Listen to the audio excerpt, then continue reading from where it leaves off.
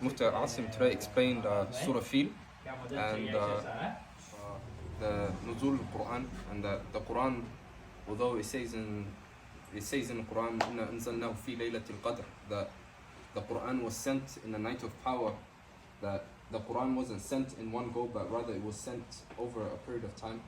And he explained in specific the events that happened with the coming down of the Quran and the compilation of the Quran over time.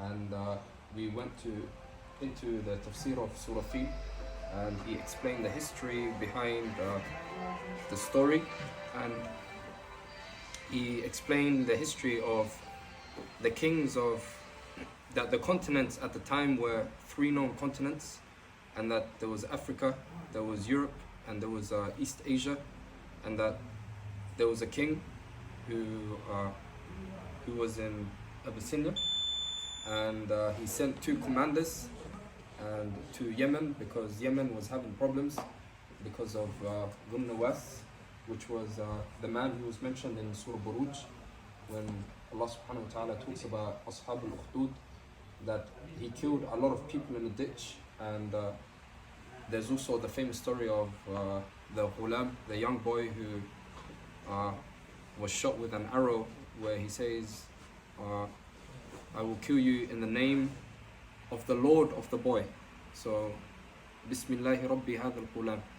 And so, because of those events, it's said about a course in history which led up to the events of Ashab al-Fil, where he also made a very good quote where he says, under one blanket there can be 5 poor people, but under a whole sky it is difficult to have 2 kings.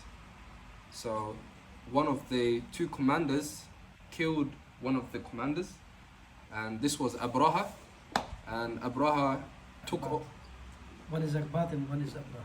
Right, and he took over Yemen, and because Yemen was in a very poor condition, he wanted to improve the economic state.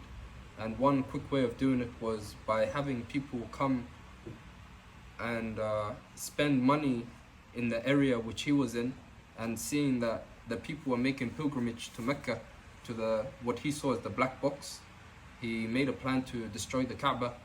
And so he asked for he sent his armies, and he had 80 elephants, and the head of these elephants was a big elephant called Mahmud. And so the plan was to destroy the Kaaba so that the people would come to his version of Kaaba. So as the Quran explains, that when those elephants came, he also mentioned the story of Abdul Muttalib, sorry. How Abdul Muttalib's camels were stolen, and that he went to Abraha to recollect the camels. And Abraha, confused, asked him, why do you ask me about the camels but you don't ask me about the Kaaba? And he said, because I am the Lord of the camels, and the Kaaba has its own Lord. Are you referring to Allah subhanahu wa ta'ala, who will protect it? And so Abraha let him have his camels. And so the people of Mecca, when Abraha's army came, were taken out to the mountainsides, and the elephant came to destroy the Kaaba, but they didn't destroy it. The head elephant Mahmud stopped, and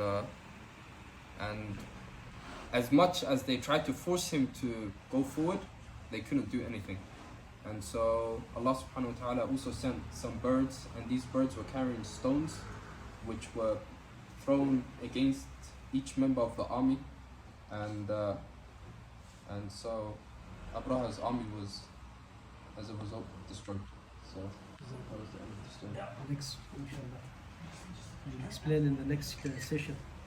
Okay. That will be in the Friday. We decide every Friday, inshallah,